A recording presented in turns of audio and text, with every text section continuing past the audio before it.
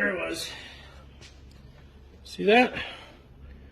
That was a rock between the backing plate and the rear side of the brake surface on the rotor, and it was grinding away. So we're already this far, so we'll pull the rotor off, make sure there's not more, but that's all it was.